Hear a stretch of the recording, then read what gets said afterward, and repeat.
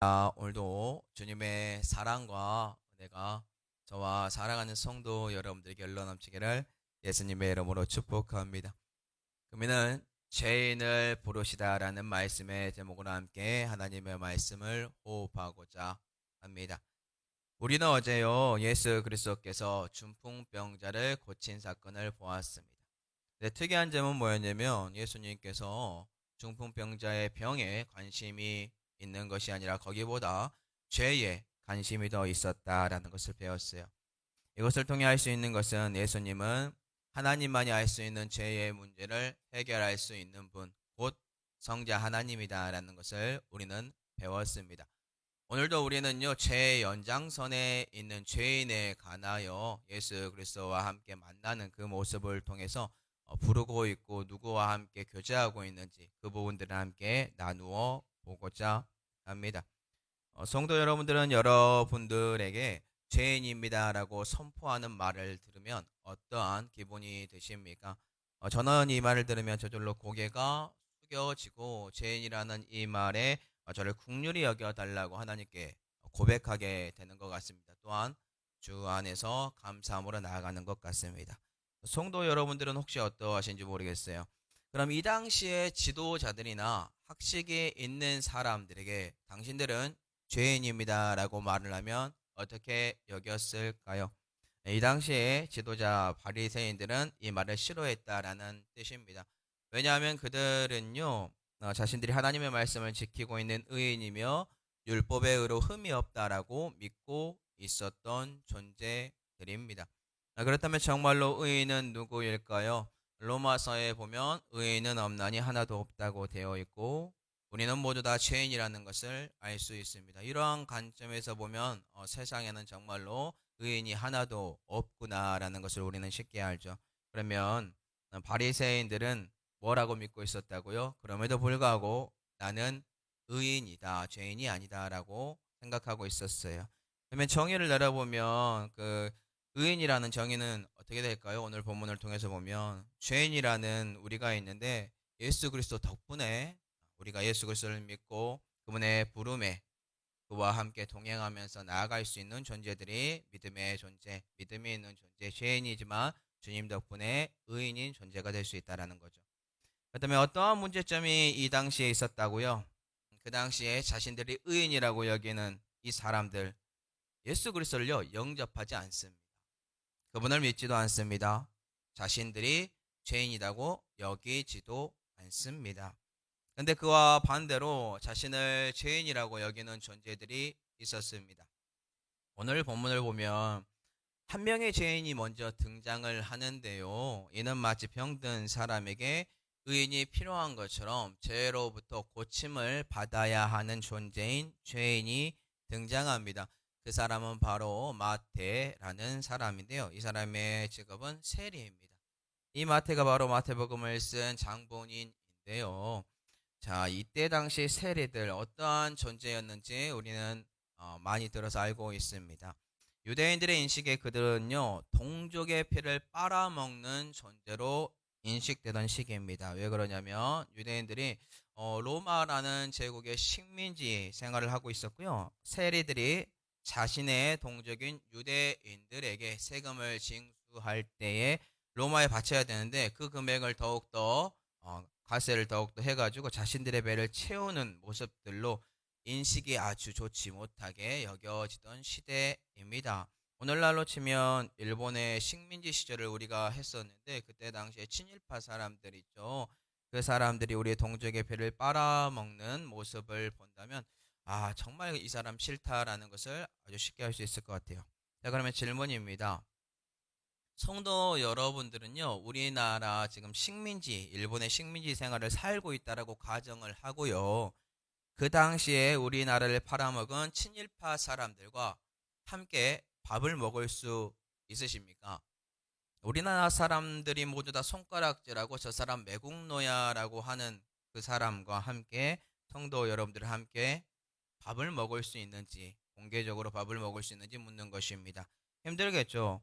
근데 만약에요, 세리 마태처럼요, 친일파의 모습에서 돌이켜서 돌아온 사람, 근데 아직 사람들은 몰라요. 이 사람 친일파지라고 욕을 하지만 그 모습을 버리고 돌이킨 사람이라면 그와 함께 같이 식사할 용기가 있으십니까?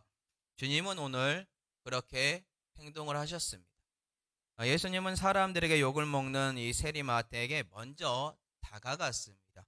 그리고 마태는 그런 주님을 따라 자신의 행동으로부터, 즉 죄를 범하는 행동으로부터 돌이켜서요, 주님을 따르는 존재가 되었는데요. 그럼 1번문 마태복음 9장 9절입니다. 예수께서 그곳을 떠나 지나가시다가 마태라는 사람이 세간에 앉아 있는 것을 보고 이르시되 나를 따르라 하시니 일어나 따르니라. 주님이 마태에게 나를 따르라고 한 말, 이 뜻은요, 지금 당장 지체 없이 나를 따르라라는 뜻입니다. 그런데 놀랍게도 이 답변에 마태는 지체 없이 자신의 사업장인 세간에서 일하는 일을 버려두고 일어나 예수 그리스도를 따릅니다. 이 말은 결국에 이미 이제부터는 동족들을 힘들게 하는 그 세금 징수하는 일 하지 않겠습니다. 죄를 범하지 않고 주님을 따르겠습니다라는 의미입니다. 이제 주님께서 마태의 집으로 가서 함께 음식을 먹습니다. 그런데 문제는 뭐냐면 바리새인들에게 책 잡힐 모습이다라는 것이에요. 그들이 쯧쯧쯧 입을 하면서 정죄 판단할 수 있는 모습이에요. 어떠한 모습을 주님께서 보여주십니까? 금요일 본문 10절입니다. 예수께서 마태의 집에서 앉아 음식을 잡수실 때에 많은 세리와 죄인들이 와서 예수와 그의 제자들과 함께 앉았더니 주님께서 보여주신 모습은 바리새인들에게 욕을 먹고 있는 많은 세리들과 죄인들과 함께 어울려서 식사하고 있었다라는 것입니다. 그렇다면 이 당시에 유대인들이 함께 식사한다라는 이 의미, 어떠한 의미를 가지고 있길래 바리새인들이 이렇게 욕을 하고 있는 것일까요? 1세기 당시의 유대인들이요, 함께 밥을 먹는다는 것은 단순히 배를 채우는 것이 아닙니다. 그들의 정체성과 종교적인 신앙이 내포되어 있는 모습입니다. 예를 들어서 우리는 율법에 돼지고기 금하는 것 알고 있고요. 부정한 음식 먹지 않는 것 알고 있고요. 피를 제거해야 되는 것도 알고 있고, 이들의 관습에 의하면 밥 먹기 전에 손 씻는 것도 우리는 알고 있습니다. 이처럼 자신들의 신앙의 정체성을 드러내는 행위가 바로 함께 공동체 생활 속에서 밥을 먹는 거예요. 또한 유대인들에게 있어서 공동체 식사는요, 신 앞에서, 자신들의 믿는 신 앞에서 언약적 교제로 같이 나아가는 방식입니다. 결국 우리는 동일한 하나님을 섬기고 있고 그의 율법 아래에 있는 백성이며 그의 율법 아래에 있는 백성이다라는 이 선언과도 같다라는 뜻입니다. 이처럼 이들에게 있어서 함께 식사하는 이 모습은 단순한 하루 그냥 함께 밥을 먹는 그러한 모습이 아니라 자신의 정체성과 신앙과 자기가 누구를 섬기고 있는지 드러내는 행위였다라는 것을 우리는 아주 쉽게 알 수 있습니다. 이러한 공동체 인식이 넘치는 시대인데 이러한 율법 가운데 신앙을 철저하게 지키고 있는 이 사람들, 근데 식사 교제를 하고 있는 예수 그리스도의 모습을 보니까 어떻다고요? 그의 모습은 충격 그 자체입니다. 모든 관습과 모든 하나님을 섬기는 것과 율법을 어기는 사람처럼 보이기 때문에 충격입니다. 그다음에 주님은 정말로 모든 율법을 어기면서 이들과 식사를 하고 있었습니까? 성도 여러분들은 이미 율법의 대강령을 알고 있습니다. 첫째, 하나님의 사랑과 이웃 사랑이라는 것. 결국 사랑으로 나아갔다는 예수 그리스도의 모습을 우리가 본다면 답은 쉬워요. 근데 이 사랑의 관점을 빼고 외식하는 모습으로 주님의 말씀을 지키고 있는 이 존재인 바리새인들, 오늘 예수 그리스도의 모습이 그저 눈에 가시로 보입니다. 왜냐하면 주님이 지금 많은 세리와 죄인들과 함께 밥을 먹고 있으니까요. 이때 바리새인들은 예수님에게 직접 말은 못하고요, 제자들에게 둘러서 이제 예수 그리스도를 비하하는 말을 해요. 그 제자들에게 말하기를 너희 선생은 왜 세리와 이 많은 죄인들하고 함께 음식을 잡수고 있는지 묻습니다. 주님께서는 바로 알아요. 지금 그들이 나를 비하하고 있구나. 그래서 주님께서 대답하시죠. 금일 본문 12절입니다. 예수께서 들으시고 이르시되 건강한 자에게는 의사가 쓸데없고 병든 자에게라야 쓸데있느니라.